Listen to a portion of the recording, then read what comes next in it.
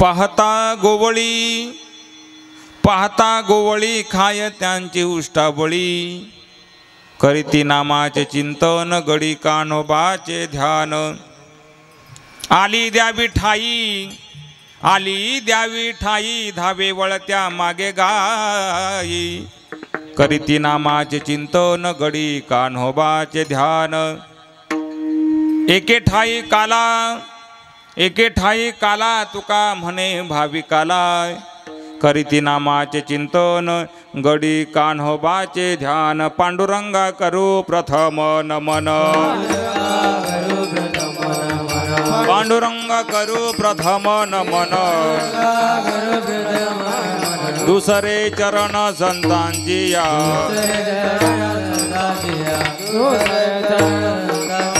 त्यांच्या कृपादाने कथेचा विस्तार त्यांच्या कृपादाने कथेचा विस्तार बाबाजी सद्गुरु दास तुका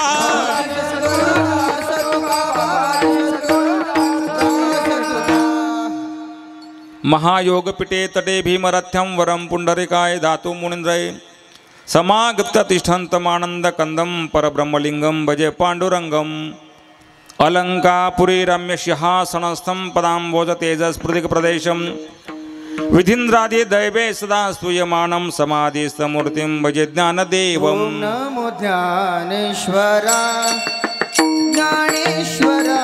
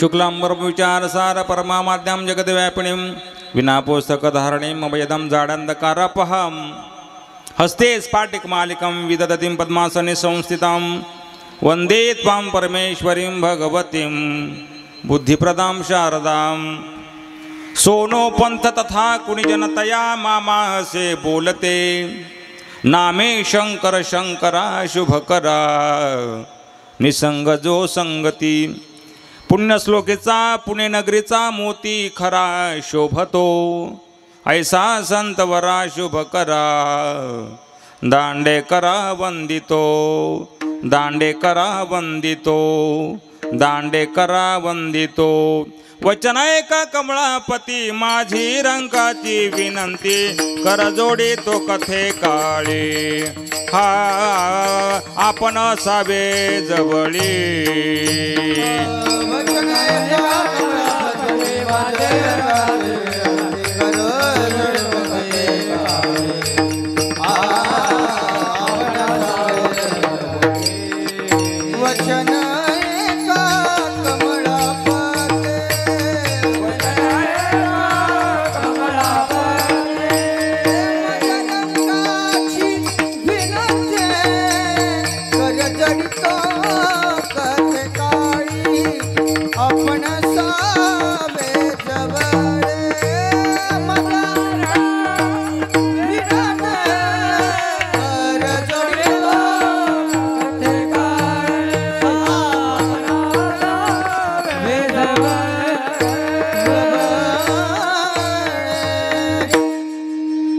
देवाधिदेवा जगत्रय जीवा परी हे केशवा विनंती माझी पाहता गोवळी खाय त्यांचे उष्टावळी, करीती नामाचे चिंतन गडी कान्होबाचे ध्यान.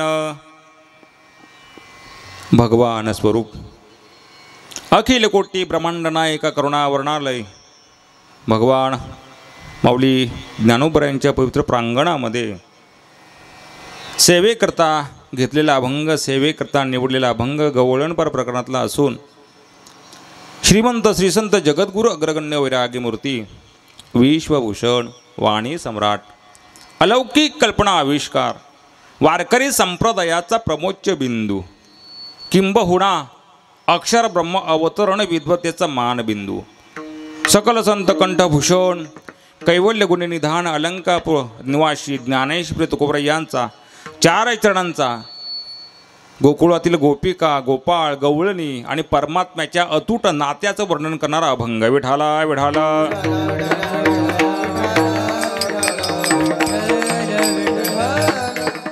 जगात नातं असावं तर गोकुळातील गोपाळ आणि परमात्म्याचं.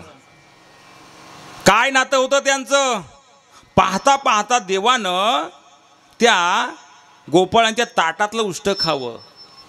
पाहता गोवळी खाय त्यांचे उष्टावळी. देवानं ताटातलं उष्ट खावं याकरता गोपाळानं केलं काय? करीती नामाचे चिंतन गडी कान्होबाचे ध्यान. देवाचे गडी झाले, परमात्म्याचा नामाचा गजर केला आणि एकदा का देवाचे गडी झालो की परमात्मा त्याचे सगळे डाव प्रथम आपल्या हातात देतो. आली द्यावी विठाई धावे वळत्या मागे गाई. परमात्म्यानं चरित्रामध्ये अनंत डाव खेळलेत, पण प्रथमतः ते डाव आधी गोपाळांच्या हाती दिले, तदनंतर परमात्मा डाव खेळलेत. आणि मग डाव खेळल्याच्या नंतर एकदा का परमात्म्याला आपलंसं केलं, त्याचा नामाचा गजर केला, त्याची गडी झालो, मग जीवनामध्ये जगामध्ये सहजासहजी न मिळणारा काला परमात्मा त्या भक्ताच्या हाती सहज देतो.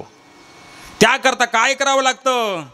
सगळ्या जातीचे, सगळ्या धर्माचे, सगळ्या पंथांच्या लोकांना एकत्र यावं लागतं आणि त्या ठिकाणी परमात्मा सर्वांना काला देत असतो. एके ठाई काला तुका म्हणे भाविकाला. काला त्याला मिळतो जो भाविक आहे. मग भाविक कोण?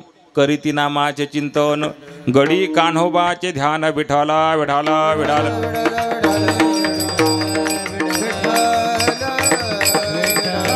विठाला विठाला विठाला विठाला विठाला. अनेक वर्षांची परंपरा राखत श्री ज्ञानेश्वर महाराज मंदिर वर्धापन दिनानिमित्त ज्ञानदेव शिवमंडळ डेंगाचमेट मार्फत अखंड हरिनाम उत्सव साजरा केला जातो.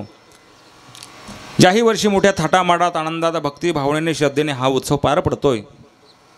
विशेष यावर्षी 26 वर्षे पूर्ण होतात. 2 तप पूर्ण होऊन तिसऱ्या तपातील हे दुसरं वर्ष आहे. 12 वर्ष म्हणजे एक तपपूर्ती सोहळा. 24 वर्ष उलटून जवळजवळ तिसऱ्या तपातील दुसरं वर्ष या ठिकाणी आपण साजरा करीत आहोत.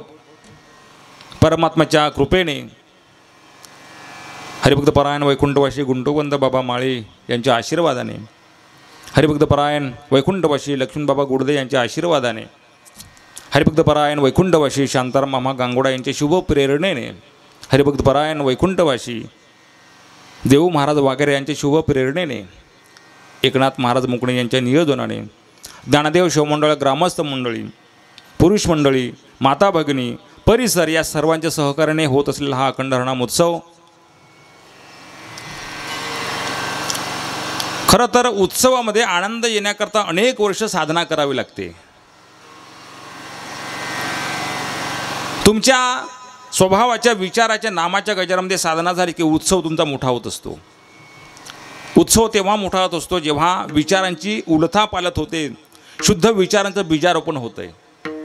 आणि यावर्षी विशेष 7 संगीतला असणारे संगीत विशारद वैभवजी महाराज कडू, हार्दिक महाराज तरे, मृदंग अलंकार तुषार महाराज राऊत, इकडनं परिसरातील ही बहुश्रुत मंडळी, आदरणीय भरतजी महाराज नाकरे, आदरणीय शिरोजी महाराज शेळके, आदरणीय बबनजी महाराज चौधरी, विलासजी महाराज रावते, प्रदीपजी महाराज बोरशे, विनेकरी कृष्णाबाबा चौधरी, शहापूर तालुक्यातील एक ज्येष्ठ कीर्तनकार मधुकर बाबा रावते, चिंतूबाबा आहेडा, शंकरजी महाराज चौधरी सर आणि ज्ञानदेव शिवमंडळातील उपस्थित प्रतिष्ठित व्यक्ती माता भगिनी सर्वांच्या सहकार्यात, सर्वांच्या उपस्थितीमध्ये भव्य दिव्य हा उत्सव विठाला विठाला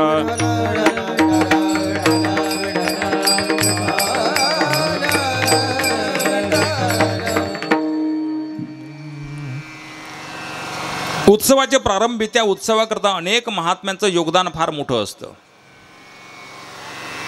परंपरा राखत संतांनी परंपरा तुम्हाला घालून दिली नसती तर कदाचित आपण या धर्ममंडपात बसलो नसतो. म्हणून या उत्सवामध्ये ज्यांनी परंपरा राखली, परंपरा ठेवली ते वैकुंठवासी शांताराम महाराज गांगोडा, वैकुंठवासी देव महाराज वाघेरा. मरावे परी कीर्ती रूपी उरावे. मनुष्य जातो, चेहरा लपतो, शरीर संपतं, पण त्या महात्म्याचं कार्य अजरामर असतं. कबीरदासजी महाराज म्हणतात, सूरत से किरत बड़ी बिन पंख उड़ जाय, सूरत तो जाते पर किरत कभी न जाय. माणसाचा चेहरा लपतो, पण त्यानं केलेलं कर्म, त्यानं केलेलं कार्य, समाजाला दिलेलं प्रेम सदैव तुम्हाला स्मरण देत असतं. जीवन जगत असताना खरं तर चांगली माणसं जगतामध्ये जास्त जगतच नाही, टिकतच नाही. चांगली माणसं पटकन निघून जातात, पण मात्र जो दुर्जन असतो ना शेवटपर्यंत टिकतो. कशासाठी? कर्म भोगण्यासाठी. सज्जन माणसं पटकन जातात, आपल्या पुण्याच्या बळावरती, कर्माच्या बळावरती ती गुण जगतात. पण दुर्जन 100 वर्ष झाली मरण येत नाही. अरे कर्म भोगायला थांबलास तू. कर्म माणसाला मरू देत नाही, कारण आपण जे वास्तविक जीवन जगतो हे कर्माच्या अधोरेखाली जीवन आहे. आणि म्हणून शांताराम महाराज गांगोडा, देव महाराज वाघेरा, त्याच्यानंतर मंडळातील अनेक व्यक्तींचं योगदान या उत्सवाकरता 26 वर्षापासनं कोणाच्या गळ्यामध्ये माळ असो, कोणाच्या गळ्यामध्ये माळ नसो, कोणाच्या अंतःकरणामध्ये मनमाळ असो, कोणाचा स्वभाव प्रेमळ असो, प्रत्येक सेवाभाव पत्रावळी देण्यापासनं, वाढण्यापासनं सगळ्यांपर्यंत हा सेवाभाव असतो. म्हणून काला सांगत असताना सेवाभावाचंच वर्णन केलं जातं. विशेष भाग आपला हा संपूर्ण उत्सव माऊलीचा दास या यूट्यूब चॅनलवरती प्रक्षेपित आहे. आमचे हरिभक्तपरायण कृष्णादादा जाधव यांच्यामार्फत हा चॅनल, आपल्याला हे कीर्तन जर पाहायचं असेल तर माऊलीचा दास या यूट्यूब चॅनलवरती जावं आणि त्या ठिकाणी हे सगळं उत्सव आपल्याला पाहायला मिळेल. आणि म्हणून गेली 25 वर्ष आपण हा अखंड हरिनाम उत्सव साजरा करीत आहोत. यंदाचं 26वं वर्ष आणि या वर्षातील आज महाप्रसादाची सेवा या ठिकाणी पार पडते. विठाला विठाला.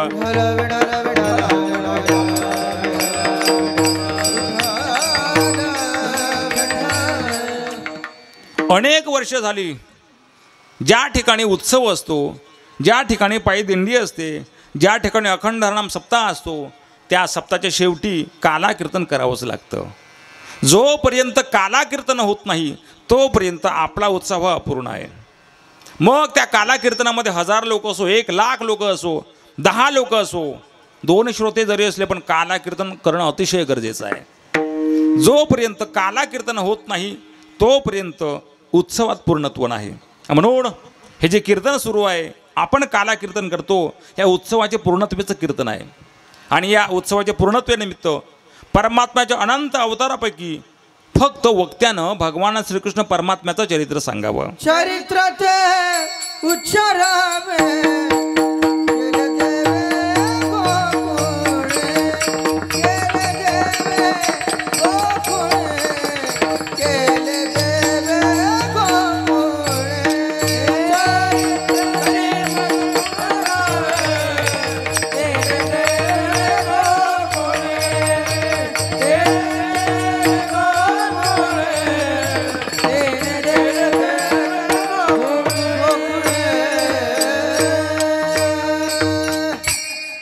परमात्म्याचं चरित्र सांगावं का? श्रीकृष्ण परमात्मा हा परिपूर्णतम अवतार आहे. म्हटलं जातं परिपूर्णतम साक्षात श्रीकृष्ण नान्यवही एक कार्यार्थ मागत्य कोटी कार्य चकारः. मूळतः नीट जर विचार केला बाबा आपण, तर श्रीकृष्ण परमात्मा हा जो अवतार आहे हा विचारांचा अवतार आहे. परमात्मा विचारांचा अवतार आहे, आचाराचा अवतार नाही. आचाराचा अवतार होता भगवान रामराया, पण श्रीकृष्ण परमात्मा हा विचारांचा अवतार आहे. म्हणून भगवान परमात्म्याच्या चरित्राचा केवळ फक्त विचार करायचा, आचार करायचा नाही. परमात्मा चरित्रामध्ये त्याचं चरित्र सांगत असताना अत्यंत गोड चरित्र आहे. अर्थात समुद्राची शाई केली तरी देखील परमात्म्याचं चरित्र न संपणार आहे. खोड्या वर्णन केल्या, दिवस रात्र, रात्र दिवस जाईल, महिने उलटतील, त्याचं चरित्र न संपणार आहे. म्हटलं जातं, बाई तुझा लाडका कान्हा तुलाच गोड वाटे, बाई तुझा लाडका कान्हा तुलाच गोड वाटे, याच्या खोड्या किती सांगू ग, याच्या खोड्या किती सांगू, महिपत्र सिंधू वाटे, बाई तुझा लाडका कान्हा तुलाच गोड वाटे, तुलाच गोड वाटे, तुलाच गोड वाटे. भगवान श्रीकृष्ण परमात्मा पूर्णत्वाचा अवतार आहे. विठाला विठाला.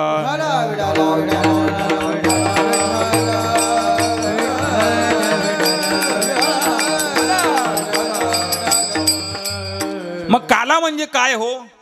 काला कीर्तन म्हणजे काय? काय काल्याचे कीर्तन सांगायचं असतं? काल्याच्या कीर्तनामध्ये शुद्ध विचार सांगायचे असतात.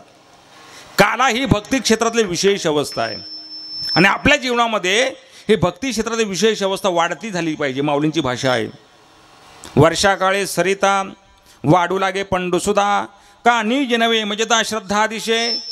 श्रद्धा दिवसेंदिवस वाढती झाली पाहिजे. ज्यावेळी ही भक्ती श्रद्धा वाढती होईल त्यावेळी शेवटी सरे आपल्या जीवनामध्ये आपल्या देहाचा काला झाल्याशिवाय राहणार नाही. काला म्हणजे काय? काला म्हणजे प्रसाद, काला म्हणजे प्रसन्नता, काला म्हणजे आनंद. आज आपण या ठिकाणी सगळ्या डेंगाजमेट ग्रामस्थांना जो वाटणारा तो दही आणि लाह्याचा प्रसाद आहे. का? त्या प्रसादातून तुम्हाला आनंद प्राप्त होतो, त्याच प्रसादातून प्रसन्नता प्राप्त होते. प्रसाद हे सर्व दुःखाचं कारण आहे. प्रसाद हे सर्व दुःखांना हरिरिषोपजायते. एकदा का जीवनात प्रसाद प्राप्त झाला की मनुष्याचं जीवन, जीवाचं जीवन आनंदापर्यंत पोहोचतं. विठला विठला.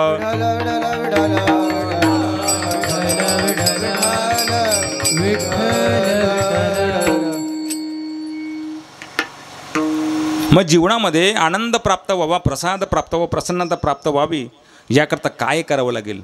तुम्हाला विचार बदलावे लागतील. सांगूच. काला म्हणजे काय? काला भक्ती क्षेत्रातली अवस्था आहे. मग कधी काला होईल आमच्या जीवनामध्ये? आमच्या देहाचा काला कधी होईल? आयुष्याचा काला कधी होईल? ज्यावेळी आपल्या मनातल्या विचारांचे कालवा थांबली की काला झाला समजा. जोपर्यंत मनामध्ये विचारांची कालवा आहे तोपर्यंत जीवनामध्ये काला होणार नाही, तोपर्यंत जीवनामध्ये प्रसन्नता प्राप्त होणार नाही. एकदा का जीवनातील विचारांची कालवा थांबली मग जीवनामध्ये केवळ आनंद. मग जर विचार अशुद्ध असतील तर जीवनात कालवा आणि विचार शुद्ध असतील तर जीवनामध्ये काला. ही अवस्था आपल्याला शुद्ध विचारापर्यंत पोचवत असते. जीवन प्रवाहात जीवन जगत असताना अनेक माणसं आपल्याला शुद्ध विचार पाहायला मिळतात. असे विचार असावे की ते विचार कोणीतरी एका व्यक्तीने ग्रहण केले असावे. प्रपंचाचा भाग वेगळा, परमार्थाचा भाग वेगळा. प्रपंचामध्ये व्यवहार असतो, परमार्थामध्ये व्यवहार नसतो.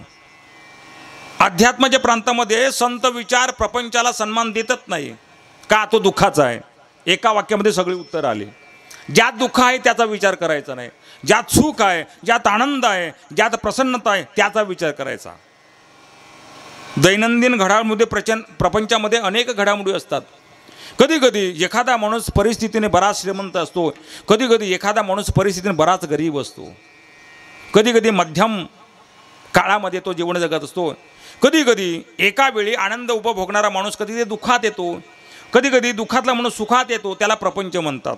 सुख पाहता जवा पडे, दुःख पर्वता आहे वडे.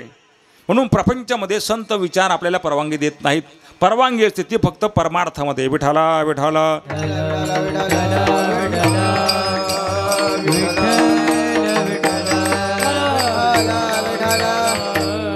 मग त्या परमार्थामध्ये शुद्ध विचारांचं बीजारोपण झालं की जीवनामध्ये प्रसन्नता आली. विचार असे असावेत त्या ज्या विचारानं समाज आकर्षित होईल. विचार असे असावेत, नाही त्यांना बोलावून घ्या बरं, विचार असे असावेत, त्या विचारानं दुर्जन पण आपल्याला चांगला सांगेल. विचार असे असावेत, एकेकाळी विरोध करणारा माणूस आपल्याला त्यानं सांगावं माणूस चांगला आहे बरं का. विचारांची शुद्धता असल्याशिवाय, विचार शुद्ध झाल्याशिवाय जीवनामध्ये प्रसन्नता प्राप्त होणार नाही.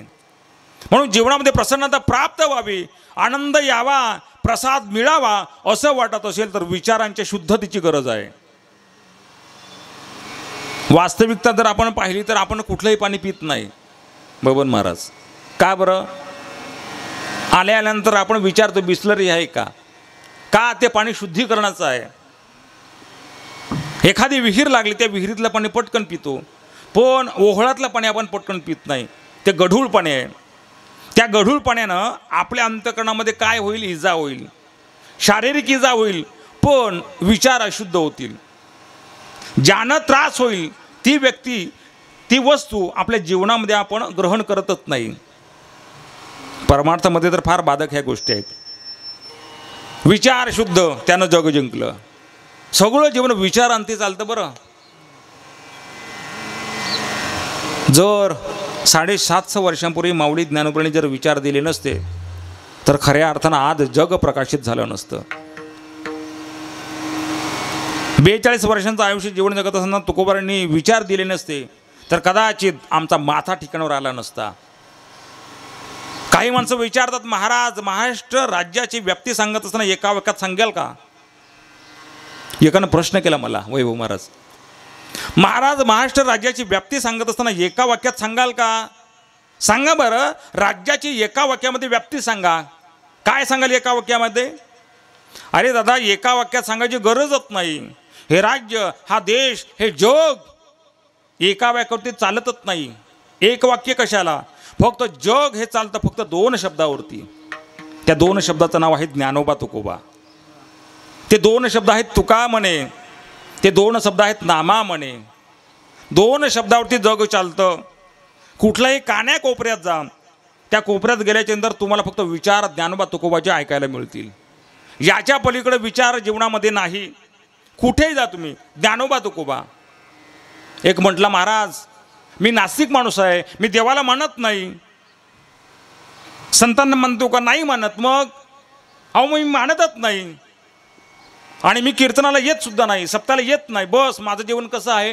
ठेविली अनंती तैशीची राहावे, असं माझं आयुष्य आहे. अरे वेड्या, हे जे प्रमाण आहे संतांचंच आहे. याचा अर्थ तो संतांना मानतोस तू. एकाला सहज प्रश्न केला, जिंतू बाबा ज्ञानेश्वरी वाचली? नाही म्हणे. ओवी पाठ आहे? नाही म्हणे. कधी ऐकली? नाही म्हणे. बरं ठीक आहे, मग पसायदान म्हणा. त्यानं सुरुवात केली, आता विश्वात्मके देवे येणे वागेद ना तोषावे, तोषोनी म्हणजे द्यावे पसायदान. अरे वेड्या, हे ज्ञानेश्वरीतलंच आहे. प्रत्येक जीव, प्रत्येक मनुष्य अध्यात्माशी जोडलेला आहे, विचारांशी जोडलेला आहे. ज्ञानोबा तुकोबा पलीकडे विचार नाही. आणि त्या विचारांची शुद्धता झाली आपल्या अंतरंगामध्ये, जीवनामध्ये, आयुष्यामध्ये विचार शुद्ध झाले की जीवनामध्ये प्रसाद प्राप्त झाला. विठ्ठल विठ्ठल.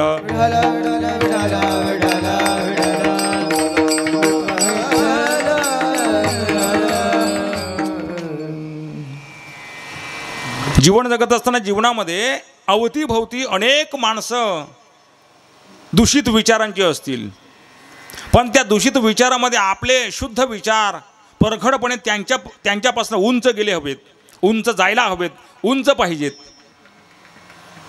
का सांगतो एवढं? जोपर्यंत विचार बदलत नाही तोपर्यंत जीवनामध्ये आनंद प्राप्त होत नाही. आणि आनंदाशिवाय जीवन नाही. उत्सव, सप्ते, वारी आनंदा करताच आहे. जर त्या दिंडीनं, त्या सप्त्यानं, त्या उत्सवानं आनंद प्राप्त मिळत नसेल तर खर्च करून काही उपयोग नाही. आनंद प्राप्त झाला पाहिजे. 100 लोकांमधून 10 लोकांना त्याचा आनंद मिळाला पाहिजे. 10 लोक काय, एका माणसाला जरी आनंद मिळाला, खऱ्या अर्थानं समजायचा आपला उत्सव पूर्णत्वेला गेला. संत वाङ्मयामध्ये अनेक असे दाखले आहेत. जीवन जगत असताना त्या महात्म्यांनी चालता चालता चालता चालता जीवनामध्ये शुद्ध विचार अंगीकारले, परिणाम जीवनामध्ये प्रसन्नता प्राप्त झाली, आनंद प्राप्त झाला, काला प्राप्त करून घेतला. परमात्मा काला ही जी अवस्था आहे याकरता संप्रदायाच्या पलीकडेही परवानगी दिलेली आहे. या रे लहान थोर, याती भलती नारी नर करावा विचार न लगे चिंता कवनाची. सगळ्यांना परवानगी आहे. संतांनी असा आग्रह धरला नाही, या या या माळकरी बा, सगळे या, सगळ्या जातीचे, सगळ्या पंथांचे, सगळ्या धर्माचे, कोणत्या रंगाचा, कोणत्या वजनाचा, कोणत्या उंचीचा, गरीब या श्रीमंत या, सगळे या. उच्च नीच काही नेने भगवंत तिष्ठ भाव भक्ती देखून या. परमात्माकडे जात असताना तो जात पाहत नाही, पात पाहत नाही, रंग पाहत नाही, उंची पाहत नाही, श्रीमंती पाहत नाही, संपत्ती पाहत नाही. परमात्मा पाहतो याचे विचार कसे आहेत, याच्या अंतकरणामध्ये विचाराला, कोणत्या विचाराला प्राधान्य आहे.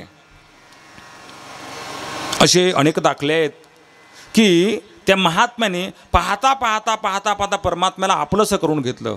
मी म्हणत असतो, सजन कसाय विकू लागे मांस, माळ्या सावत त्यास खुरपू लागे. परमात्मा सजन कसायला मांस विकून लागायचा. परखड आहे. शास्त्र अवतीभवती आहे. शास्त्र म्हणजे सोपं नाही. आपल्याला वाटतं फार शास्त्र आहे. विचारसागर वाचावा आणि डोक्यातले विचार शुद्ध व्हावेत. विचारसागर हार्दिक महाराज राजा जात होता एका प्रसंगी, तर पाहता पाहता राजा झोपला. प्रधानाने विचारलं, राजे कशी काय झोप लागली? अरे म्हणे, डेंग्याच्या पिठला विचारसागराचा पाठ सुरू होता. ब्रह्मा आणि माया याच्या पलीकडे त्यामध्ये विचार नाही, विचाराला प्राधान्य आहे. हे शास्त्र आहे. सगळ्या बाजूने अवतीभोवती आपण शास्त्र समजून घेतलं पाहिजे. सप्ताहामध्ये उत्सवामध्ये प्रथम वर्गणी असते ना, ती बिना माळकरी माणसाची असते. वारकरी माळकरी माणसापेक्षा ज्याच्या गळ्यामध्ये माळ नाही त्याची वर्गणी प्रथम असते. घ्या तुम्ही अनुभव. का? त्यालाही वाटतं माझे विचार शुद्ध व्हावेत आणि विचार चांगले आहेत म्हणूनच वर्गणी असते. चित्त शुद्ध जरी शत्रू मित्र होती, माईक द्या. जग हे सारे कल्प येता,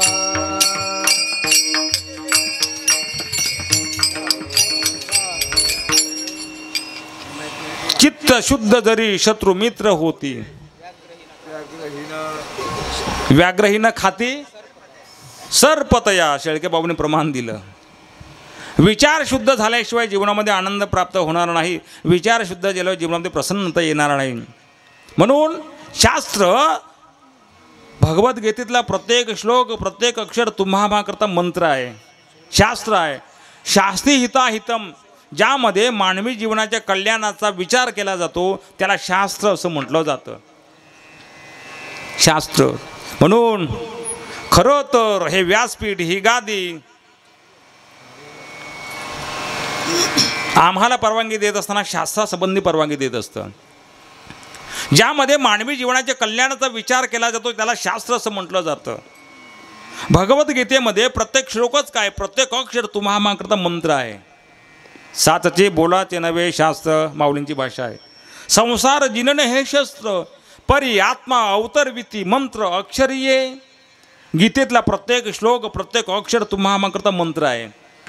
सर्वसामान्य माणसाला समजत नाही, कळाली नाही. मग माऊलीने विचार केला, अरे अरे अरे अरे जगाला कळत नाही, मग आता काय करावं लागेल.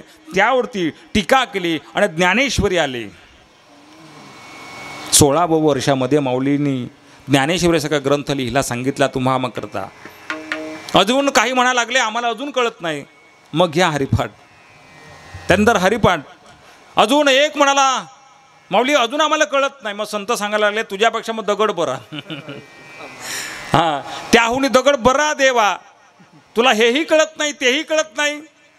संस्कृत होतं, संस्कृत मराठीत आणलं, साध्या पद्धतीत आणलं.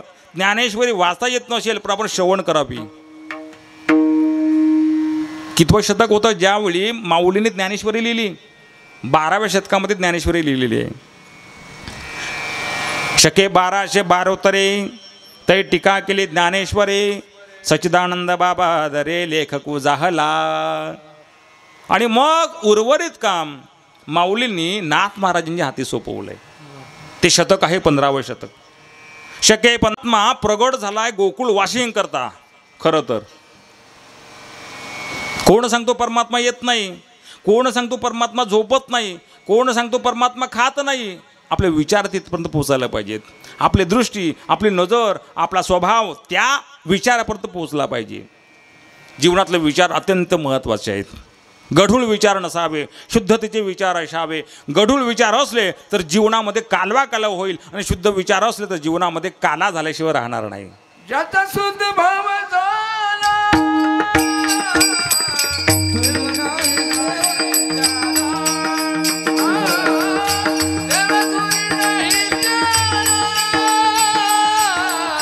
दोरी नाही देव त्याला,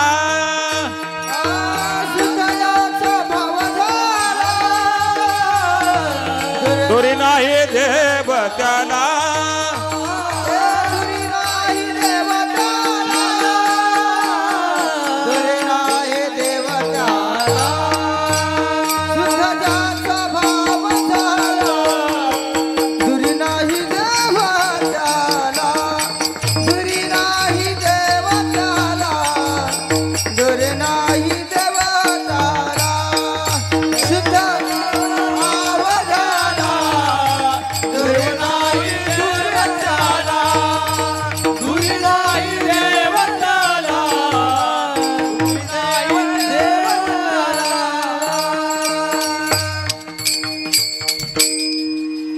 ज्याचा शुद्ध भाव झाला दुरी नाही देव त्याला.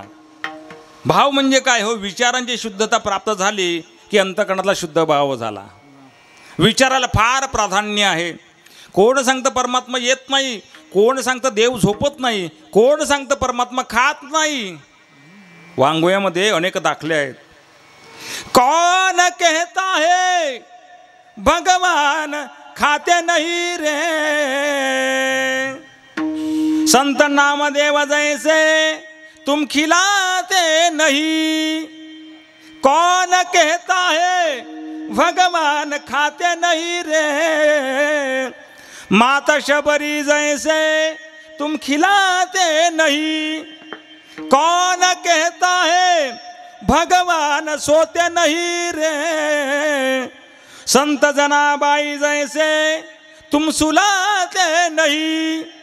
कौन कहता है भगवान आते नहीं रे, माता द्रौपदी जैसे तुम बुलाते नहीं.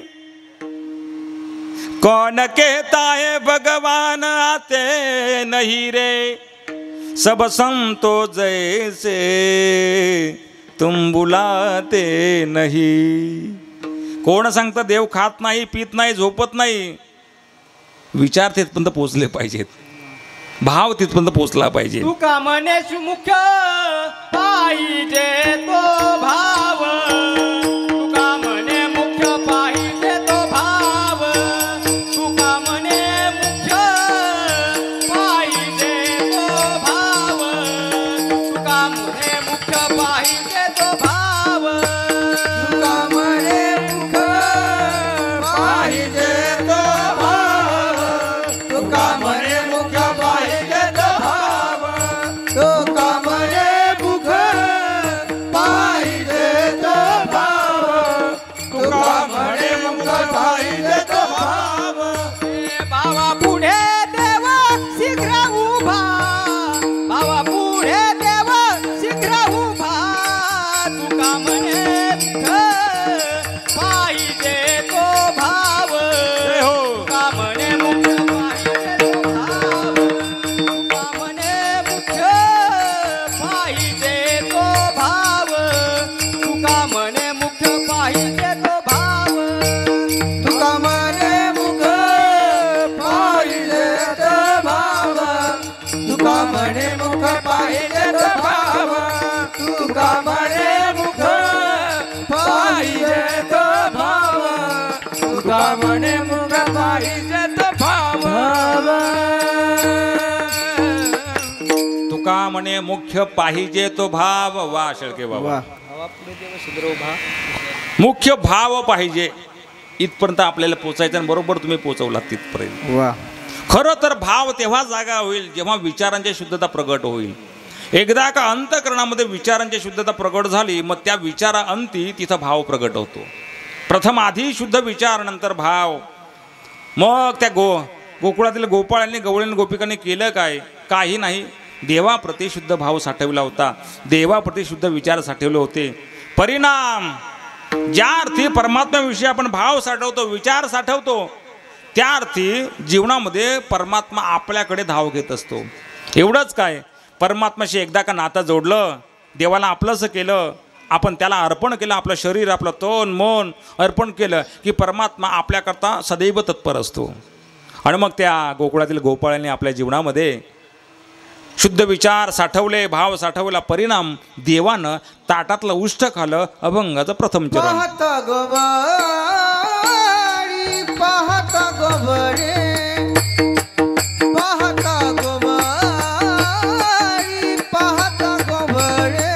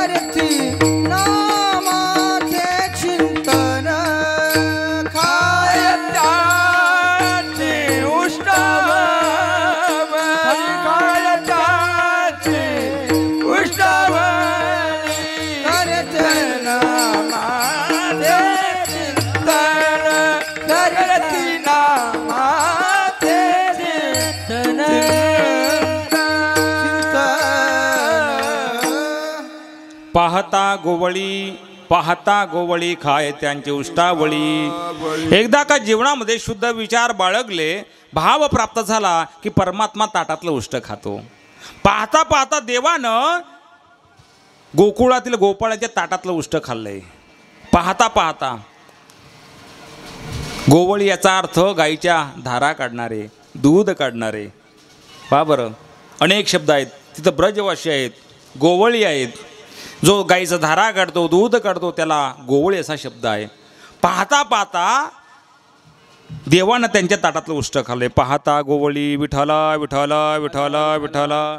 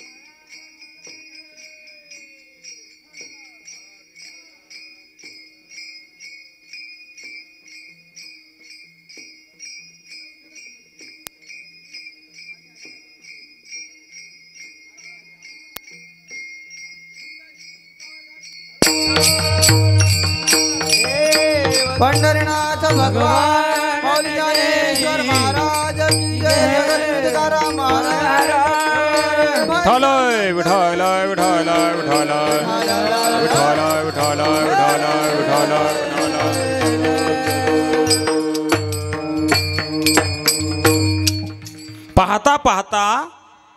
त्या गोकुळवासी गोपाळ आहेत, ज्या गवळण आहेत ते गोपिक आहेत, त्यांच्या ताटातलं परमात्मा उष्ट खालंय. पाहता गोवळी, पाहता म्हणजे काय, पाहता पाहता जशी पाहता पाहता लाईट गेली पाहता पाहता जनरेटर चालू झालं, तसं पाहता पाहता देवानं ताटातलं उष्ट खाल्लंय.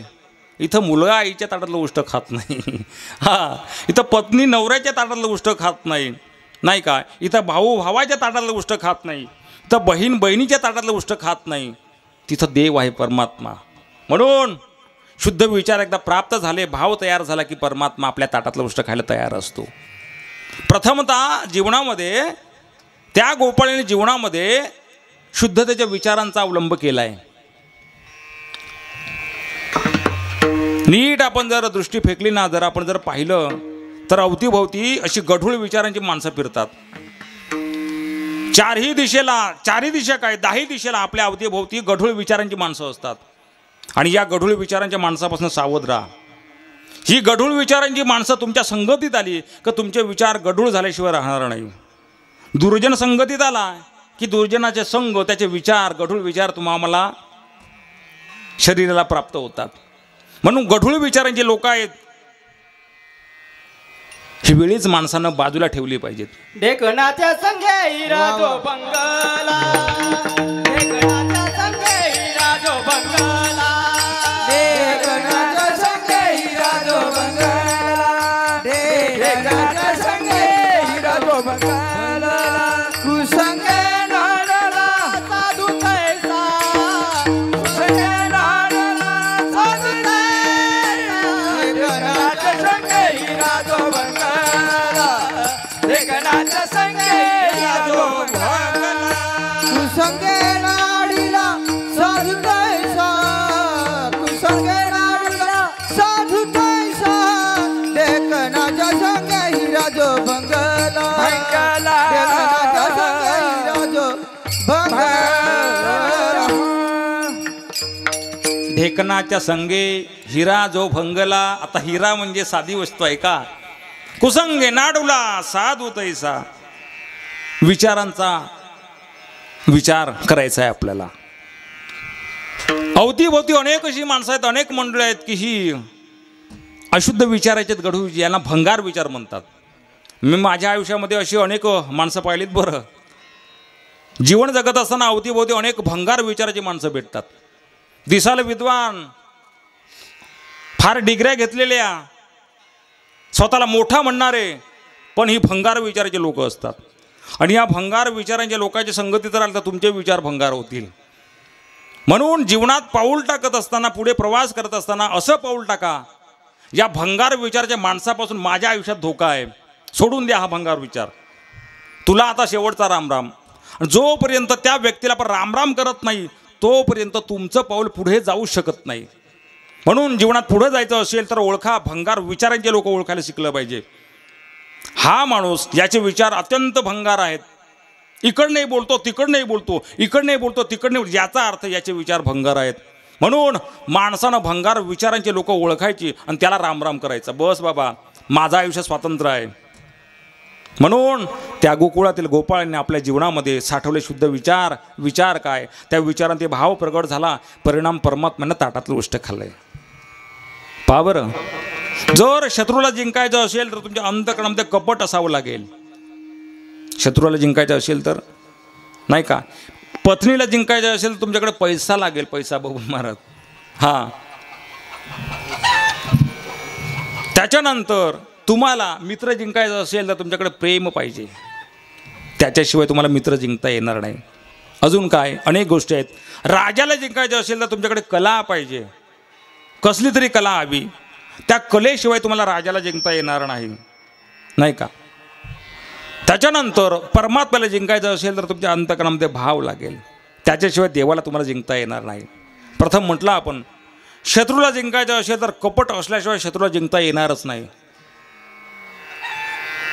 वाऱ्यासारखे शत्रू आपल्या अवतीभोवती असतात, आपल्याला ते दिसत नाही, आपल्याला समजत नाही. घ्या आदर्श छत्रपती शिवाजीराजांचा, माझ्या महाराजांचा, राजांचा आदर्श घ्या. भेटायला बोलावलं, आपल्यासारखा असता तर आपण विचार केला असता, अरे तो त्याने बोलवलंय म्हणजे त्याच्या मनामध्ये प्रेम आहे, नाही का. लगेच आपण वाहवलं गेलो असतो. राजानं ओळखलं, बोलावतो. पूर्वी शत्रू होता, आताही शत्रू आणि पुढेही असणार. याचा अर्थ त्याच्या मनामध्ये कपट असल्याशिवाय तो मला बोलावणारच नाही. परिणाम काय? राजांनी जर संरक्षण, याचा अर्थ अंगामध्ये चिलखत घातली नसती आणि हत्यार नेलं नसतं तर राजांचा घात झाला असता. त्या काळी राजे वेळी सावध झाले आणि मग राजांनी ती युक्ती वापरली, शत्रूला जिंकण्याकरता मनात कपट ठेवावं लागेल. कोणाचा कोथळा बाहेर काढला? हा, अफजल खान. आता शाळेत शिकवत नाही ना हे. कुठे गेली माझी शाळा?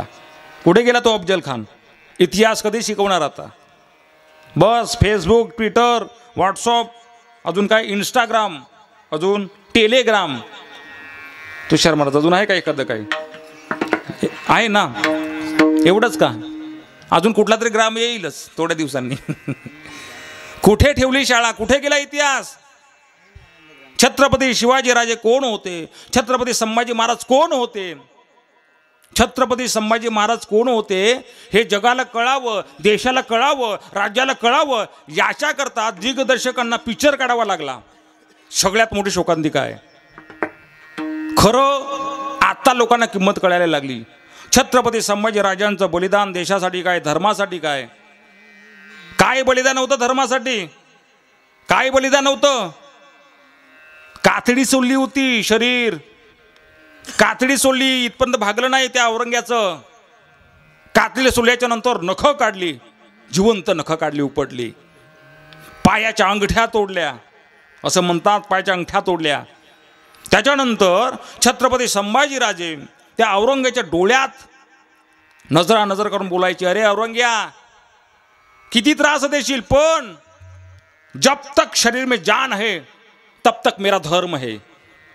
तोपर्यंत मी नाही बदलणार. जोपर्यंत शरीरात श्वास आहे, जान आहे, तोपर्यंत देशासाठी, धर्मासाठी, देवासाठी लढेन मी. म्हणायला लागले, अरे डोळे फार कठीण आहेत बरं राजांचे. परवानगी दिली, डोळे काढा, डोळे फोडा. आणि मग अग्नी तापवली. त्या अग्नीमध्ये हत्यार ठेवलं, वस्तू ठेवली, लोखंडी सळई ठेवली. एवढी तापली ती लोखंडी तापलेली सळई डोळ्यामध्ये खुपसली. राजे बदलायला तयार नाही. पुढे संभाजीराजे सांगतात, असू द्या, काय हरकत नाही, माझा धर्म बदलणार नाही मी. अरे जीभ याची फार बोलते, जीभ तोडली. एवढंच काय, त्या जखमाला मीठ चोळलं. आणि मग बऱ्याच दिवसानंतर माझे राजे देह देवापर्यंत त्यांनी ठेवला. अनेक वर्ष, अनेक दिवस अत्याचार, छळ होऊनही छत्रपती संभाजीराजांनी आपले शब्द मागे घेतलेले नाही. आपण 1000 रुपये दिले की आपण धर्म बदलायला तयार होतो. लाजा वाटायला पाहिजेत आपल्याला. धर्म बदलायचा. आई आहे ती आईच आहे. स्वतःच्या आईला आई म्हणून सांगावं, दुसऱ्याला का बरं आई सांगावं? कपट असल्याशिवाय तुम्हाला शत्रूला जिंकता येऊ शकत नाही. आपल्या अवतीभोवती असे अनेक शत्रू आहेत, दिसायला मित्रत्वाचा संदेश देतात, पण पाठीमागं खुरा खुपसल्याशिवाय राहत नाही. तो सुरा तयारच असतो त्यांच्याकडे. म्हणून या शत्रूपासून सावध व्हायचं. आणि त्या शत्रूकरता आपण एकदा शत्रूला ओळखलं ना, मग त्याच्या जवळच असताना आपल्याकडेही कपट असायला बघतं. त्याच्याशिवाय शत्रूला जिंकता येणं अशक्य आहे. विठाला विठाला.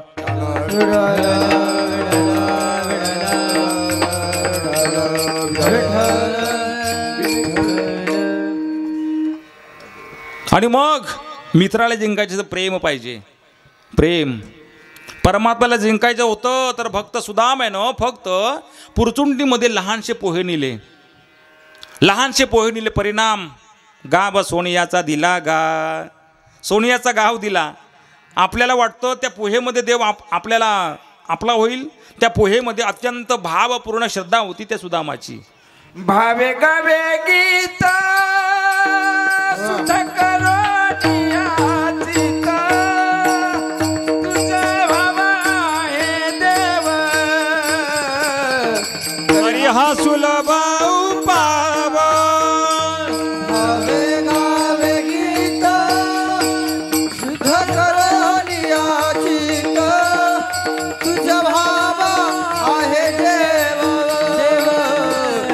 हा सुलभ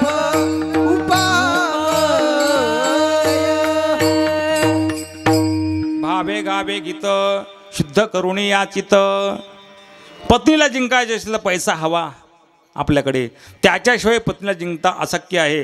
राजाला जिंकायचं असेल तर कला पाहिजे, त्याप्रमाणे परमात्म्याला जिंकायचं असेल तर अंतःकरणामध्ये भाव पाहिजे. भावेन देव कलिया नरेंद्रा कपटेन शत्रू धनेन कांता असं सुभाषित सांगतं.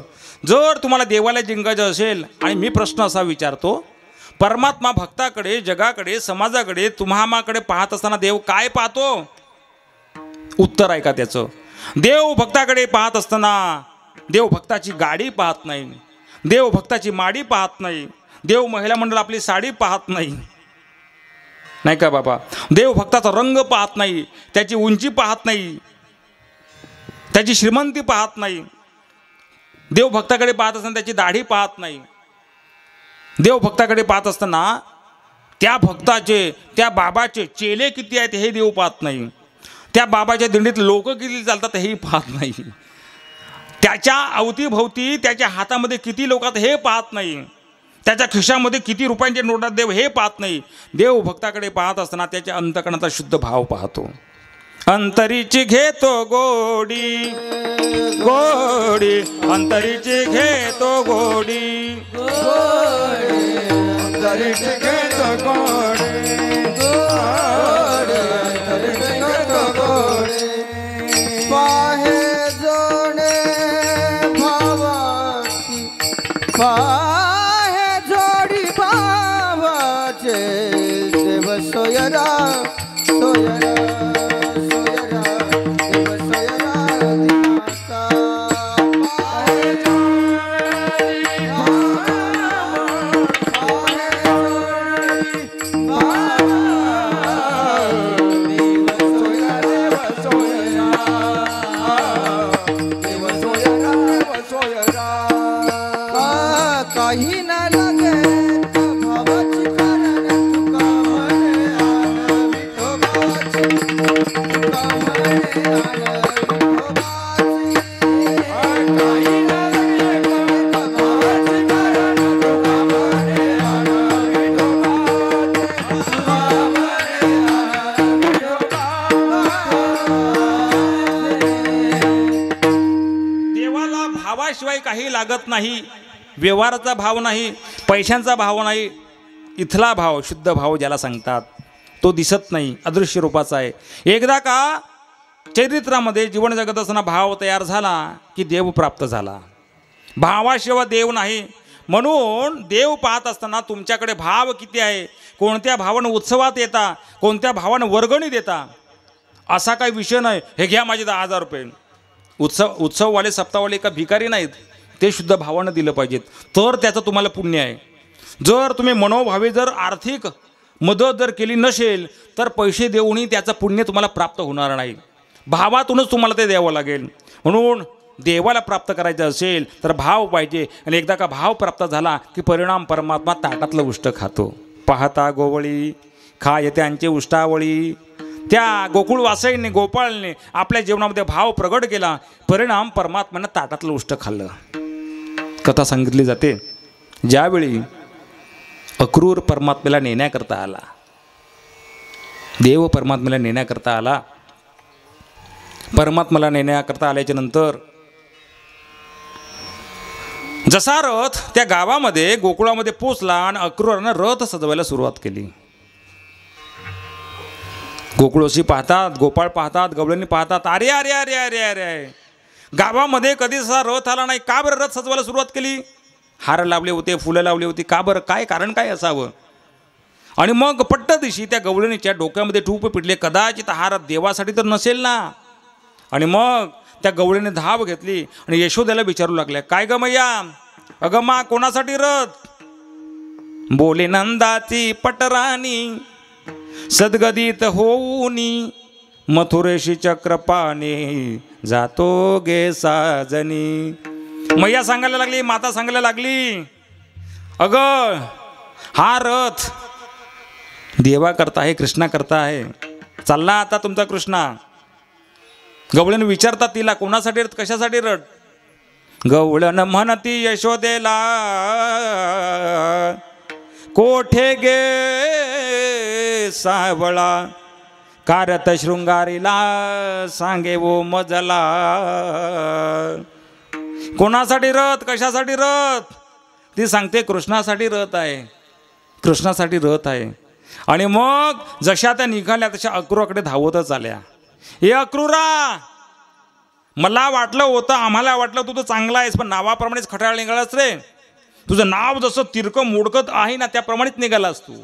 अक्रूरा, हे अक्रूरा, अक्रूरा चांडाळा तुझं कोणी धाडिले. का बरं आमचा घात करायला आलास? अक्रूरा चांडाळा तुझं कोणी धाडिले, का घात करवालासी. कशाला आमचा घात करायला आलास?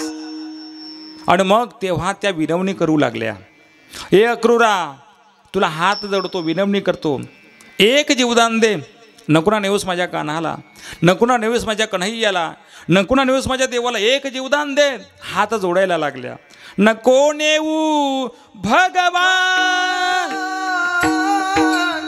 नको नेऊ भगवान, नको नेऊ भगवान, नको नेऊ भगवान, नको नेऊ भगवान, नको नेऊ भगवान,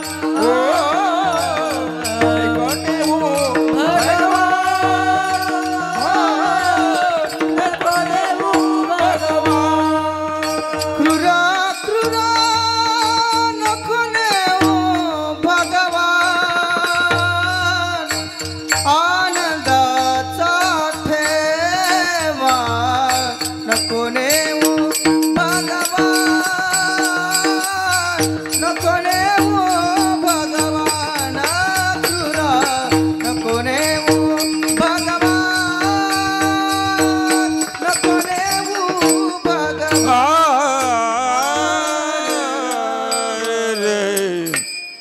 वृंदावनीच्या सकळ जना, वृंदावनीच्या सकळ जना, एक जीवदान दे, एक जीवदान दे, एक जीवदान दे, नको नेऊ भगवान. अक्रूर एक जीवदान दे. पण अक्रूर इथं थांबला नाही. का? त्याची ड्युटी होती देवाला नेण्याची. आणि मग सगळं चित्र पाहिलं आणि परमात्मा आता धावत धावत आलेत आणि रथामध्ये बसलेत. अक्रूराने रथ सजविला, देव रथामध्ये बैसला, सोडून गोपीला देव मथुरेसी चालला. चालला देव मथुरेला. देव गावातून निघाला, रथ निघाला. जसा रथ गावातून निघाला, देव निघाले ना, तसं त्या गवळणी जशा बसल्या होत्या तशाच बसल्या, जशा उभ्या होत्या तशाच राहिल्या. एक गवळण सकाळी दात घासत होती. दात घासता घासता देव निघाला, नजर सरून चालला म्हणून बोट तिच्या तोंडातच राहिलं. एक गवळण पाणी आणत जात होती. पाणी आणता आणता आणता डोक्यावरती धूळ होती, हंडा आणि कळशी होती. देव चालला, ती धूळ जशीची तशी. मग थोडा पुढे गेला रथ आणि देवाने सांगितलं, अक्रूरा अजिबात थांबू नको, गोकुळामध्ये थांबू नको रे. जर तू थांबलास ना तर याच गोपाळवासीयांना, गवळींना खूप त्रास होईल. देव सांगायला लागला, अक्रूरा आता एक काम कर, रथ पुढे घेऊन चल. देव बोले अक्रूरासी, वेगे हाका गे रथासी, या गोपीच्या शोकाशी न पहावे मजसी. मला यांचा शोक पाहवत नाही. अक्रूरा रथ काढला, पुढे गेला. पुढे गेल्याच्या नंतर आता रथ थांबविला देवानं. अक्रूरा थांब. रथ थांबला. देवानं रथातून उडी मारली, रथाच्या चाकाला पकडलं. देवानं खाली मान घातली आणि देव ढसढसा रडायला लागला. जगातलं हे नवल आहे, रडायला लागलं देव. विचार करण्यासारखी गोष्ट आहे. देव रथात बसलेत. अक्रूर पुन्हा आला. पाहिलं, अरे एक गवळणीच्या तोंडातच बोट आहे, एकीच्या डोक्यावरती दूड आहे. का बरं? कृष्ण समोरून गेला, आम्ही काहीच करू शकलो नाही. आणि मग एक त्या ठिकाणी गवळण चित्र काढायचे, तिचं नाव चित्रगंधा. चित्रगंधा छान चित्र काढलं होतं, कृष्णाचं चित्र काढलं होतं.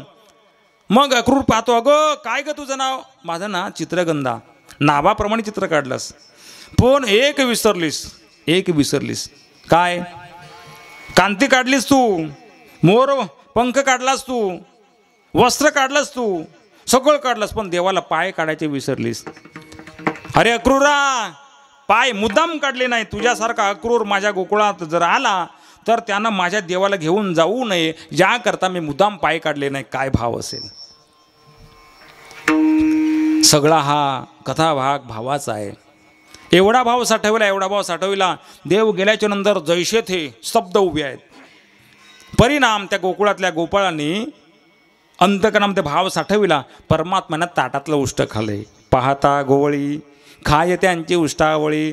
मग देवानं ताटातलं उष्ट खावं याकरता केलं काय? साधन कुठलं? दुसरं चरण. करीत नामाचे हे, करीत नामाचे, करीत नामाचे सिद्धन, करीत नामाचे हे, करीत नामाचे, करीत नामाचे सिद्धन, करीत नामाचे, करीत नामाचे, करीत नामाचे चिंतन, करीत नामाचे, करीत नामाचे, करीत नामाचे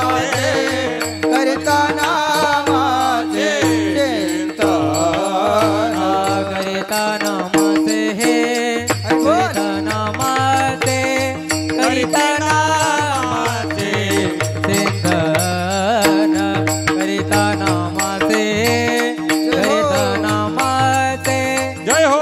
करीत नामाचे चिंतन, करीत नामाचे, करीत नामाचे, करीत नामाचे चिंतन, करीत नामाचे, करीत नामाचे, करीत नामाचे चिंतन. आगडी कानो बसे धन, गाडी कानो बसे धन, हो करीत नामाचे, करीत नामाचे,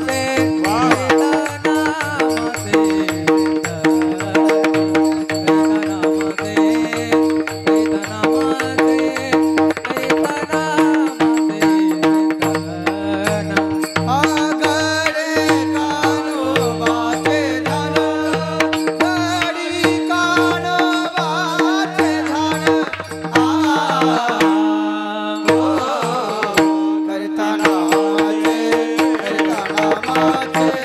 नामाचे,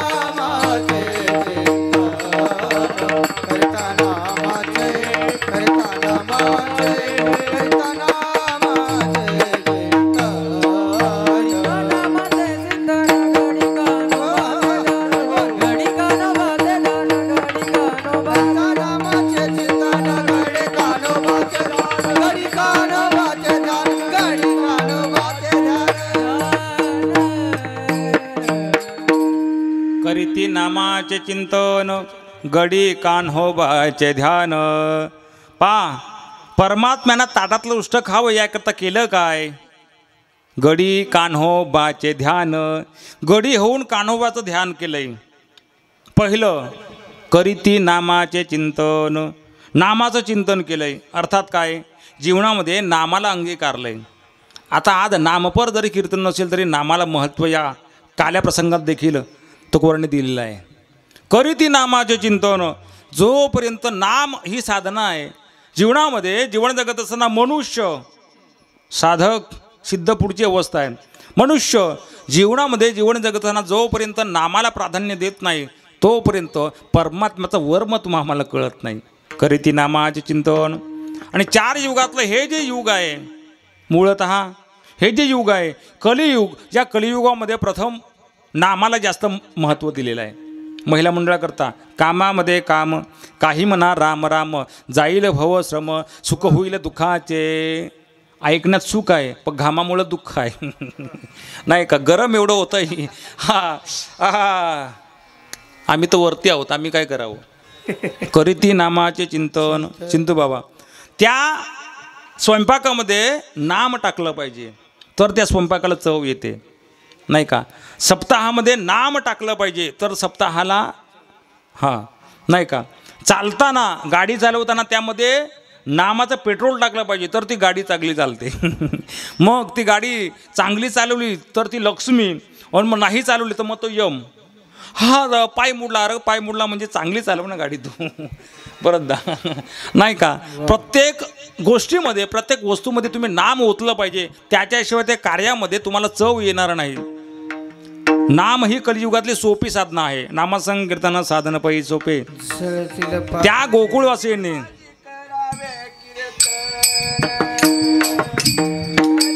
गा माझी करावे कीर्तन कलियुगा माझे करावे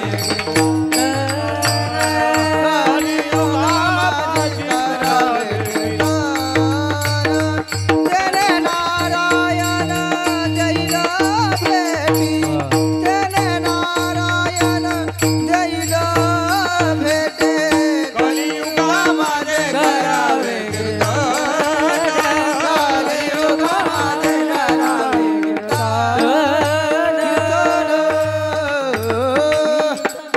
तेने नारायण देईल भेटी. कधी देवाच्या नामाचा गजर केला तेव्हा. कलियुगा माझे करावे कीर्तन. कलियुगात करावे कीर्तन. कीर्तन म्हणजे काय? कीर्तन म्हणजे नामसाधना, नामांसंकीर्तन. ऐकताय ना? थोडा वेळ कीर्तन राहिलं आता. मला माहिती आहे गरम होतं तुम्हाला. मी म्हणणार तो थोडी हवा येऊ द्या, पण हवा बंद आहे ती चला हवा येऊ द्या, पण काही आवश्यकता नाही. बरं संदीप दादा. कलियुगामध्ये नामाला प्राधान्य दिलं बाबा. जर नाम घेतलं तरच विचार शुद्ध होतील, आणि विचार शुद्ध झाला की जीवनामध्ये प्रसन्नता प्राप्त होईल. लिंक तिथंच आहे, हे सर्कल आहे. म्हणून म्हटलं शास्त्र सोपंही आहे आणि कठीणही आहे. सगळ्यांकरता शास्त्र आहे. म्हणून कधी कधी डोक्याचा वापर करायचा आणि कधी कधी बुद्धीचा वापर करायचा. भगवान परमात्म्याच्या चरणात एवढ्या का बरं हा प्रसंग, तेव्हा डोकं लावायचं आणि डोकं फुटल्याशिवाय राहणार नाही. पण त्या गोकुळवासीने जीवनामध्ये नामाला प्राधान्य दिलं. परिणाम परमात्म्यानं ताटातलं उष्ट खाल्लं. करीती नामाचे चिंतन घडी कानोबाचे ध्यान. कलियुगात नामच का? कारण संतांना माहिती आहे, देवाला माहिती आहे कलियुगातले लोक आळशी होतील. कलियुगातली कृष्णदादा जिटूबाले कलियुगातले लोक आळशी झाली. आळशी लोक आहेत ती. गाडीवरती जाता जाता 1 सेकंद 1 मिनिट आपण देवाच्या दर्शनाकरता उतरू शकत नाही. आळशी नाही तर काय, पिक्कन करायचं आणि पुढं निघून जायचं आळसपणा या. तसं तर पूर्वीच्या काळी दळणवळणाच्या सुविधा नसायच्या तरी आनंदात भक्तीपणे उत्सव असायचा. आता सगळ्या गोष्टी आल्या, गाडी आली, बंगला आला, घर आलं, सगळे आले. आपण देवाला विसरत चाललो. आपण सोपं साधन त्यात आपण सोपं केलं. पिक्कन करायचं, येतो रे देवा. देव सांगतो ये. गणपती आपण बसवतो तेव्हा असं सांगतो, गणपती बाप्पा मोर या, पुढच्या वर्षी लवकर या. तो सांगतो मी येईन पण तुझं बघ तू येशील की नाही. कलियुगामध्ये नामाला प्राधान्य दिलं वैभव गुरुजी. पहा बरं का बरं? सोपं साधन दिलं, अगदी सोपं तुम्हाला नाही का. तसं पाहिलं तर कली म्हणजे कलह, कली म्हणजे कार्पण्य, कली म्हणजे कलुषित. कलीचा अर्थ आहे, या कलीचा अर्थ आहे कलुषित, कार्पण्य, कलह माजवणं. गावागावामध्ये भांडणं झाली की समजायचं गावामध्ये कली घुसलाय. मग त्याला दूर लोटायचं असेल तर नामाचा गजर ठेवा. परमात्म्याच्या नामाशिवाय कली पळत नाही. आणि जो कार्यक्रमाला यायला तयार नाही समजायचं याच्या मनात कली घुसलायचं. का बरं? नाम त्याच्यापासून दूर गेलंय. कली त्याला तिथपर्यंत पोचवू देत नाही. कलह, कार्पण्य, कलुषित असा त्याचा अर्थ आहे. काय कलियुगाचं भविष्य आहे? का बरं सोपं साधन? का सोपं साधन? कलियुगाचं भविष्य पहा. या कलियुगाचे मुळं झाले धर्माचे वाटोळ. नीती मर्यादा बुडाली, भक्ती देवाची बुडाली. ऐका कलीचे महिमान, असत्याशी रिझले जन. पापा देती अनुमोदन, करती हेळण संतांचे. आपल्याकडे एखादा महात्मा, साधू महात्मा आला भगवे कपडे घालणारा नाही का, तर तो विचारतो, पाहतो आपल्याला, अगं पोरी तुला 8वा महिना चालू आहे का? होय बाबा 8वा महिना. मग आपण तो जवळ येतो, मग सांगतो हात बघू हात बघू, मग हात पाहतो, रेष पाहतो आणि सांगतो तुला आता यावेळी मुलगा होणार आहे. भविष्य सांगणार येतात बरं आपल्याकडे. तुला आता यावेळी मुलगा होणार आहे. ती माता माऊली सांगते बाबा जर मुलगा नाही झाला तर मग मुलगी तरी नक्की होईल. मुलगी तरी नक्की होईल. हे भविष्य, कलियुगाचं भविष्य माझ्या संतांनी सांगावं, अंगमेनं सांगावं. हां कृष्णदादा, कलियुगाची दादा तुम्ही ऐकावी थोरी, पुत्र होईल पित्याचा वैरी, भ्रतारा सोडून घरोघरी फिरतील नारी, ऐसा माझा शकुन सांगावा निर्धारी. 5 वर्षांची बाळ भ्रतारा मागेल, 6 वर्षांची नारी गर्भीण होईल, थोर थोर पर्वत उडून जातील, 18 पगड जाती एका ठिकाणी जेवतील. शकुन सांगावं आले यमाई माझे नाव. कलियुगाचं हे भविष्य आहे, हे संतांनी केवळ सांगावं. माणसं कोण भविष्य सांगणार आहेत? भविष्य संतांनी सांगावं. मग या कलियुगामध्ये असं घडणार आहे, पहा बरं, भयंकर. तसं जीवन जगत असताना कलियुगामध्ये अत्याचार, बलात्कार, चोऱ्या, मारामारी का बरं व्हायला लागल्या? कलियुगातली माणसं मरणाला विसरली. माणसाने डोळ्यासमोरचं मरण ठेवलं तर देशामध्ये अत्याचार, बलात्कार, भ्रष्टाचार, चोऱ्या होऊ शकत नाही. मरण डोळ्यासमोर ठेवून जर आपण जीवन जगलं, उद्या माझं मरण आहे, उद्या माझं मरण आहे, तर जीवन जगत असताना अत्याचार, भ्रष्टाचार ह्या गोष्टी थांबल्याशिवाय राहणार नाही. पण आपण आपल्या धुंदीत, आग लग जाए मस्ती में, हम हमारे मस्ती में, नाही का, बस्तीत आग लागली तरी चालेल पण आपल्या मस्तीत. काय एवढं सांगतो, कलियुगातलं सोपं साधन नामसाधना आहे. आणि हेच साधन द्वापार युगामध्ये त्या गोकुळवासींनी आपल्या जीवनामध्ये त्याचा अंगीकार केला. परिणाम परमात्म्यानं ताटातलं उष्ट खालं. करीती नामाचे चिंतन, गडी कान्होबाचे ध्यान, विठाला विठाला.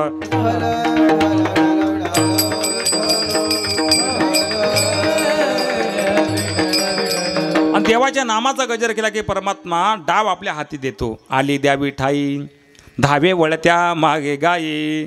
परमात्मा आपल्या चरित्रामध्ये गायी वळण्याचं काम केलं आहे. पण जेव्हा जेव्हा देव डाव खेळेल तेव्हा हुतू तु तु तु तु तु तु हमामा लगोरी हे सगळे डाव आधी देवानं गोपाळांच्या हाती दिलेत, नाही का. तेव्हाचा चेंडू फळी, आता तो इंग्लंडमधून आला असा क्रिकेट म्हणून त्याचं नाव आहे क्रिकेट आहे. तेव्हाचा चेंडू फळी.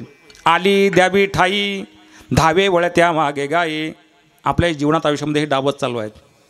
बबन महाराज, आपल्या जीवनामध्ये कधी कधी अडचणीचा डाव येतो बरं, कठीण काळातला डाव येतो, कठीण परिस्थितीतला डाव चालू होतो. यावेळी काय करावं माणसानं? ज्यावेळी माणसाच्या जीवनामध्ये कठीण परिस्थिती उद्भवेल, ज्यावेळी माणसाच्या जीवनामध्ये अडचणीचा काळ सुरू होईल, ज्यावेळी जगतातला जीवनातला एखादा माणूस संकटात असेल, त्यावेळी त्या व्यक्तीनं, त्या माणसानं आपलं दुःख कधी कोणाला सांगू नये. जर आपलं दुःख जर तुम्ही समोरच्याला सांगत बसाल, समाजाला सांगत बसाल, तर समाज ते दुःख कमी करण्याकरता प्रयत्न करणार नाही, तर त्याच्यावरती मीठ चोळल्याशिवाय राहणार नाही. आपलं दुःख तुम्ही समोरच्याला सांगत बसाल, समाजाला सांगत बसाल, तर लोक तुमची निंदा केल्याशिवाय राहणार नाही, थट्टा केल्याशिवाय राहणार नाही. म्हणून जीवन जगत असताना अडचणीचा काळ आला, परिस्थिती आली, माझा कठीण काळ आहे, त्यावेळी आपलं दुःख समाजाला सांगत बसू नका. अनुभवातलं आहे. दुःख सांगायचं त्या संतांना सांगा, संत तुमचं दुःख कमी करतील. दुःख सांगायचं असेल तर देवाला सांगा, माऊलींना सांगा, तुकोबारांना सांगा, नामदेव महाराजांना सांगा, जनाबाईला सांगा, मीराबाईंना सांगा. म्हणून त्या दुःखामध्ये फक्त आनंद ओतण्याची ताकद फक्त संत विचारामध्ये आहे. म्हणून हे दुःख समाजाला न सांगता आपण हृदयामध्ये साठवावं. तुम्ही एकाला सांगितलं तो 10 जणांना सांगेल, तो 100 जणांना सांगेल, आणि मग त्या दुःखाचा उद्रेक वेगळ्या प्रकारे होईल. म्हणून जीवनातले हे डाव माणसानं राखून ठेवले पाहिजेत. भली भली माणसं, आपण भोळ्यात असतो, भरतदा भोळ्यात असतो आपण, शेळके बाबा, पण हे दुःख जेव्हा आपल्या समोरच्याला सांगतो ना, आपल्याला वाटतं हा माझा आहे, पण त्याचा परिणाम उलटा होत असतो. म्हणजे दुःख कधीच सांगायचं नाही. हे डाव आपल्याकडे राखून ठेवायचे. आली द्यावी ठाई, धावे वळत्या मागे गाई. परमात्म्याने चरित्रामध्ये काही डाव राखून ठेवले होते. म्हणून चोऱ्या करता करता करता त्याने सांगितलं डोळे बंद कर, पण त्यांना ऐकलं नाही. मला पाहू दे देव कसं चोरं करतो. एक डोळा त्यानं उघडा ठेवला. एक डोळा उघडा ठेवला, परिणाम घरामध्ये बंद झाला. देव सगळे डाव शिकवत नाहीत. बरं, आली द्यावी ठाई, धावे वळत्या मागे गाई. पण डाव कोणाला देव सगळे देतो? ज्याच्या मनामध्ये भाव आहे, ज्याचे विचार शुद्ध आहेत, जो भाविक आहे. एवढंच काय, डावच काय, जीवनामध्ये सहजासहजी न मिळणारा कलाम देवाला आपलंसं केलं, त्याचा नामाचा गजर केला, त्याची गडी झालो, त्याचं चिंतन केलं. डावच काय, सहजासहजी न मिळणारा कला परमात्मानं भाविकांच्या हाती सहज दिला. शेवटचं चरण. एक ठाई काला, एक ठाई काला, एक ठाई काला, एक ठाई काला, एक ठाई काला, एक ठाई काला, एक ठाई काला, एक ठाई काला, एक ठाई काला, एक ठाई काला, एक ठाई काला, एक ठाई काला, एक ठाई काला, एक ठाई काला, एक ठाई काला. तुका म्हणे भाविकाला, तुका म्हणे भाविकाला, करीत नामाचे चिंतन, करती नामाचे चिंतन. तुका म्हणे भाविकाला, तुका म्हणे भाविकाला, करती नामाचे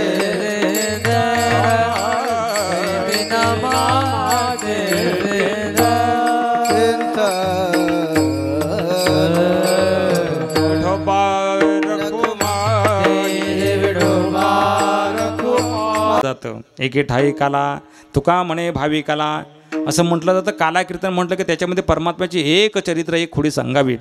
परमात्मा मूळतः द्वापारयुगामध्ये प्रगट झालेत. गोकुळामध्ये जीवनामध्ये देवानं त्या अवतार कार्यामध्ये 2 आईवडिलांची मीमांसा आहे.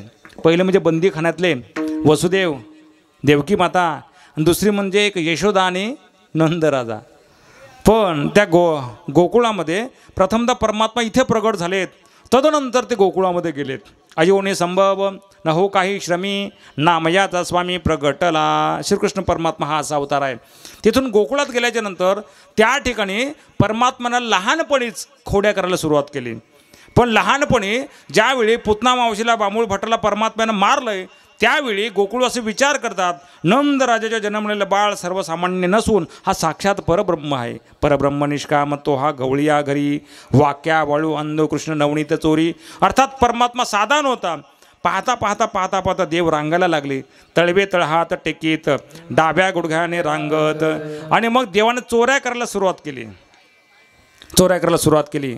चोरी, चित्ताची चोरी केली मूळतः. बरं. आणि मग परमात्म्यानं चोऱ्या करायला सुरुवात केली.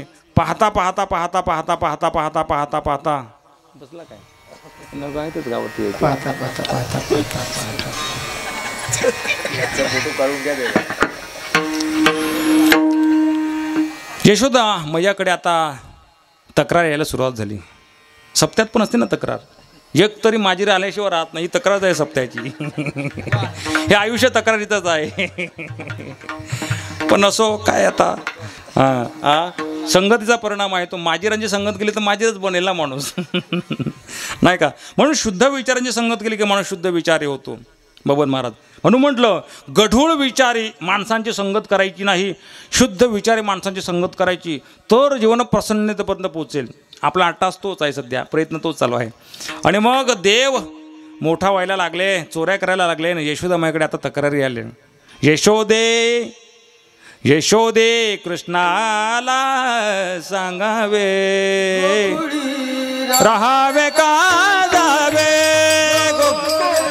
राहावे का जावे, गोकुळी राहावे का जावे, गोकुळी राहावे का जावे, गोकुळी राहावे का जावे. यशोदे गोकुळात राहू की जाऊ, सांग ना कृष्णाला, कन्हैयाला सांग ना. म्हणून कृष्णा नावाची जी लोक आहेत ना ती सगळी खोडसरच आहेत. कृष्णाला सांगावे गोकुळी राहावे का जावे का, स्वभाव तो आहे. आणि मग पाहता पाहता लगेच दुसरी आली, तक्रारी आल्या ना. दुसरी आली धावत, याने ग बाई काय केली मात. मुखाशी मुखचुंबन घेत, गळ्यामध्ये हात घालीत. हा ग बाई कुणाशी आवरे ना, यशोदे बाळ तुझा कान्हा, कोठवरी सोसू धिंगाणा. दुसरी गेली, लगेच तिसरी आली. 12 वाजून गेले होते. तिसरी धावतच आली. तिसरी आली धावत, याने ग बाई काय केली करणी. पतीची दाढी माझी वेणी, दोहोंची गाठ बांधोनी. गाठ बाई कुणाशी सुटे ना, यशोदे बाळ तुझा कान्हा, कोठवरी सोसू धिंगाणा. आणि मग तक्रारी वाढल्या आहे, तक्रारी वाढल्या. आई सांगते कृष्णा तुझ्या तक्रारी थांबत नाही. मग तिनं गणपतीला नवस केला. कोणाला? गणपतीला. आपल्या समाजामध्ये नवसाची परंपरा अजूनही आहे. कोणाला? देवाला नवस करायचा. बरं, माणसाकडे नाही जायचं आणि त्याला सांगायचं नवस घाल. देवाकडे. तरी देखील आपण देवाला साकडं ठेवतो आणि नवस आपण त्या ठिकाणी, देवा असं असं कर रे, असं असं देईन. त्यावेळी यशोदाबाईने गणपतीला नवस केला. आणि मग देवाने सांगितलं देवाचा सन्मान ठेवला पाहिजे. समाजात जीवन जगत असताना कोणातरी माणसाचा मान ठेवला पाहिजे. मान ठेवल्याशिवाय तुम्हाला मान प्राप्त होणार नाही.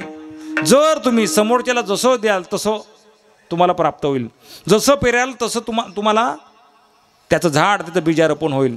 आणि म्हणून मान ठेवला. मान ठेवल्याच्या नंतर आता देवानं बरेच दिवस खोड्या बंद केल्या. मैयाला वाटलं कान्हाच्या खोड्या आता बंद झाल्या.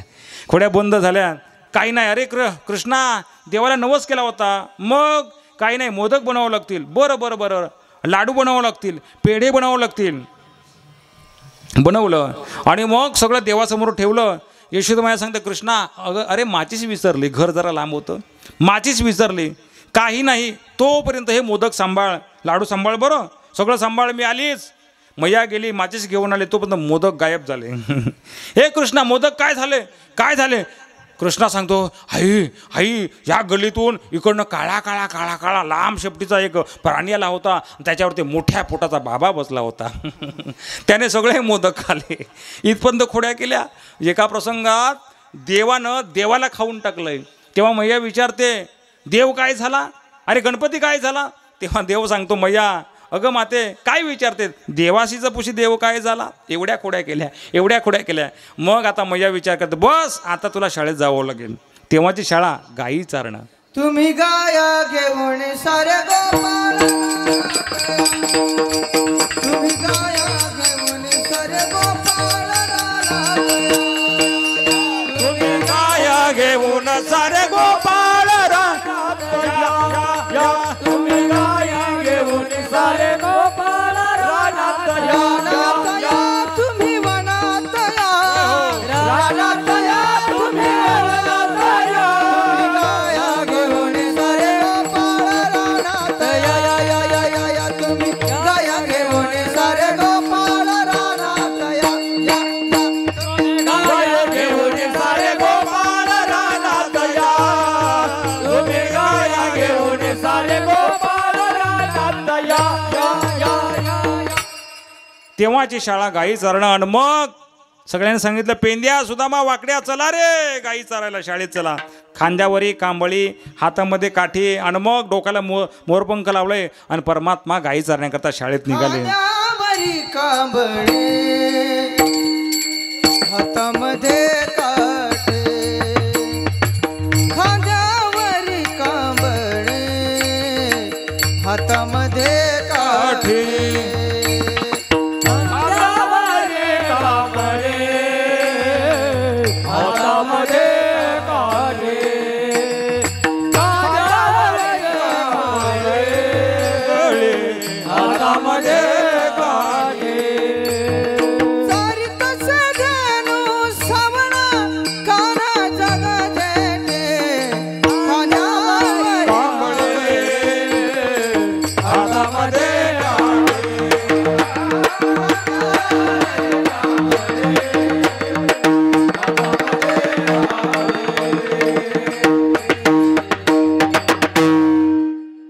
बराच वेळ झाला. त्याच्यानंतर आता गोपाळ सांगतो देवा बराच वेळ झाला रे, आता भुका लागल्या.